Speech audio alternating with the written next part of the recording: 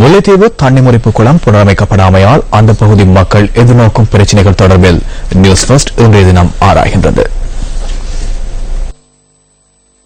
ஆசிய அபிவிருத்தி வங்கியின் 400 மில்லியன் ரூபாய் நிதி ஒதுக்கீட்டின் கீழ் தண்ணி குளத்தின் புனரமைப்பு பணிகள் 2012ஆம் ஆண்டு ஆரம்பிக்கப்பட்டது. சுமார் 4 வருடங்கள் கடந்தும் இதுவரை தண்ணி குளத்தின் புனரமைப்பு பணிகள் முற்றுப்பெறவில்லை. தண்ணி குளத்தின் நீரை பயன்படுத்தி சுமார் 2000 ஏக்கர் சிறுபோக நெற்செய்கை பண்ணப்பட்டமை இங்கு குறிப்பிடத்தக்கதாகும். எனினும் குளத்தின் புனரமைப்பு பணிகள் நிறைவு பெறாமையால் தற்போது 1565 ஏக்கர் நெற்செய்கையை பண்ணப்படுகின்றது.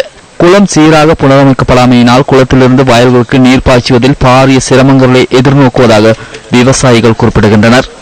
கலிங்கிலிருந்து ஒரு பகுதி நீர், அதாவது கிட்டத்தட்ட ஒரு 9 இஞ்சி கொட்டால பாயிற நீர் பூந்தூரியம் ஆகிக்கொண்டிருக்கு.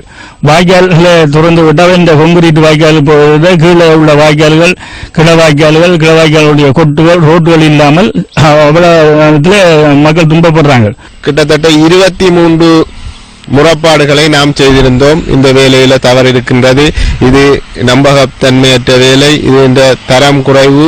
இந்த வாய்க்கால் புனரமைப்பிலே இருந்து நீங்கள் புனரமைப்பிக்கின்ற அந்த அளவு பிரமாணங்களிலேயும் நீர்மட்டத்திலேயும் கூட பாரிய தவறுகள், பிழைகள் இருக்கின்றது.